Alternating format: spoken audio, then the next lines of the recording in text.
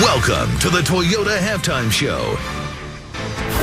Game 1 of the Western Conference Finals in Dallas. The hometown Mavericks lead the Oklahoma City Thunder 55-48 on the strength of Dirk Nowitzki's 21 points. 8 of 9 from the field, 5 of 5 from the line. As we welcome you to the Toyota Halftime Show, Hannah Storm, Michael Wilbon, John Barry, and Magic Johnson, who is a very wise man.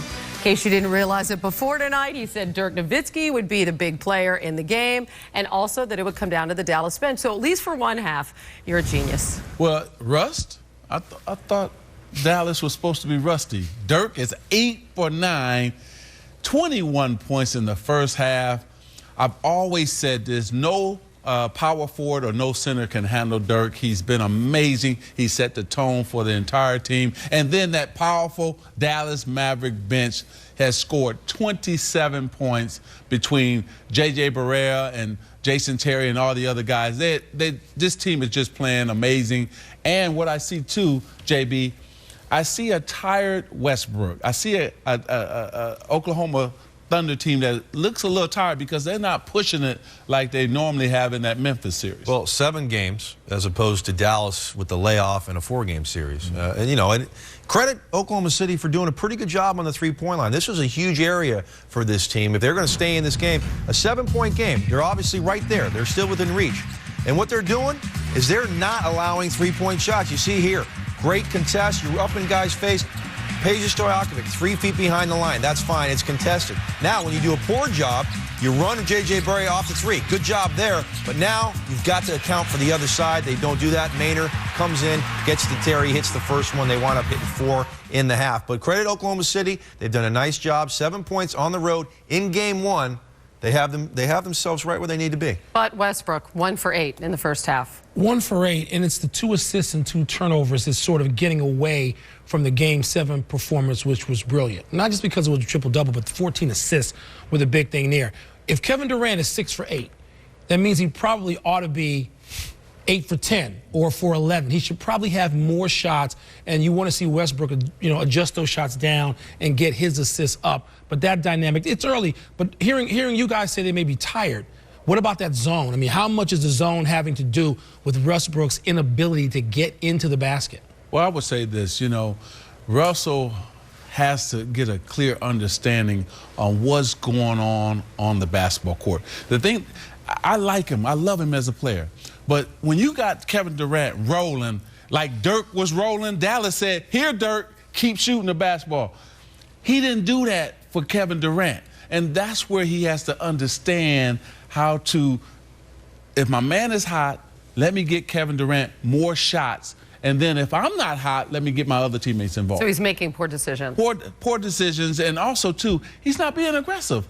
What happened to that Russell Westbrook that was aggressive in the Memphis series? Even though he took a lot of shots, he was still aggressive. More out of control, really, than aggressive in the first half of this one. And his team trails 55-48. Coming up, another big event on the night. We'll tell you what happened earlier to a Cavaliers franchise that really could use a break.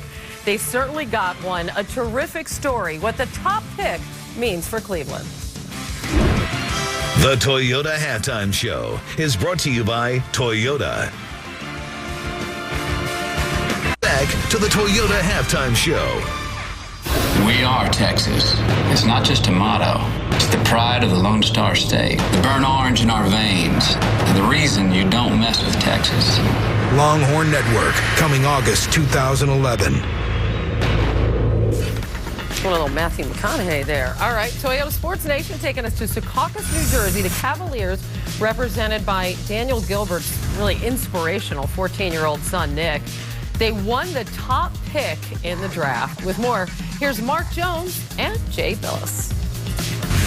Well, the one indelible image from the night of the draft lottery 2011, a couple of teenagers, 19-year-old Kyrie Irving and 14-year-old Nick Gilbert, the son of the owner Dan Gilbert of the Cleveland Cavaliers, a young man who's been afflicted by a rare neurological disease but has done a great job of fighting through life's obstacles. Cleveland ending up with the number 1, Jay Billis, and the number 4 pick.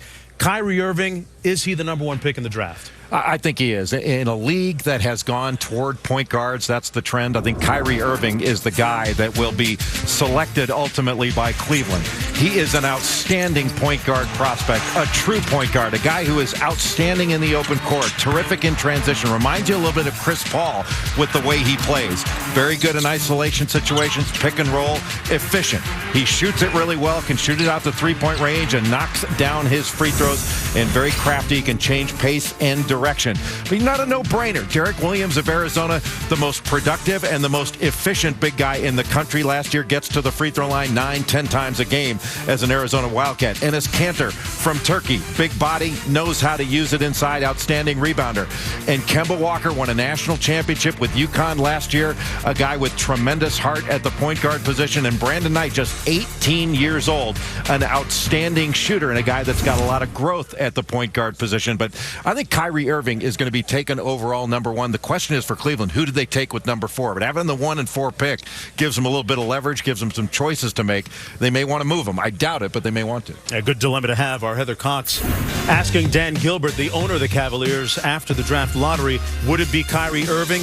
He was a little bit non-committal, leaving it up to GM Chris Grant. Meanwhile, Jay, this is what Cleveland puts on the floor right now. How does Kyrie Irving fit in? Well, it's a total rebuild job. I think they're basically starting over. So Kyrie Irving, I think you start over at the point guard position. When you've got a point guard that can play a number of years in the NBA and be as productive as Kyrie Irving can, I think he's the guy you select. Well, all those things going to come to fruition. We'll get all our answers June 23rd at the Prudential Center on ESPN.